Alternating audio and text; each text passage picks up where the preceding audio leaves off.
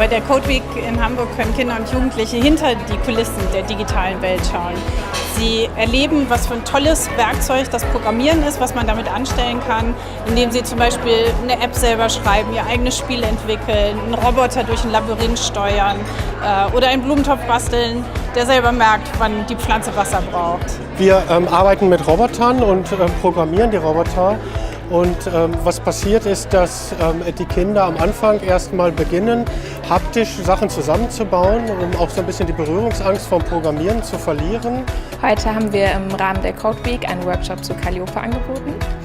Der war schon für relativ junge Kids, also 8- bis 12-Jährige. Und dabei haben die zum Beispiel Schere, Stein, Papier programmiert. Also sind wir erstmal auf labopenroberta.org gegangen. Dann konnte man hier so Sachen programmieren. Dann haben wir alle so einen Stecker bekommen, der ist hier gerade aber nicht mehr.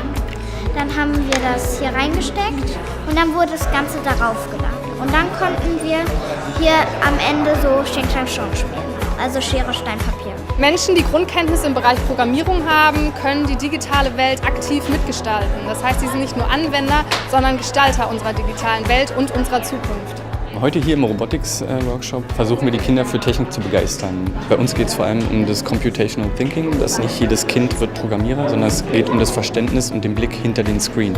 Wir haben programmiert mit Scratch und jetzt bauen wir einen Roboter, den wir dann auch programmieren werden. In Hamburg haben wir das große Glück, dass es wirklich viele gute Coding-Initiativen gibt, viele engagierte Menschen. Und das ist deshalb auch so besonders wichtig, weil Coding als Thema in der Schule eben noch nicht flächendeckend angekommen ist. Ich glaube, da passiert viel, aber im Moment ist es ganz wichtig, dass wir einfach auch außerhalb in der Freizeit tolle Angebote für die Kinder und Jugendlichen schaffen, damit sie so einen ersten Einstieg finden und ihren Spaß an der Sache entdecken können.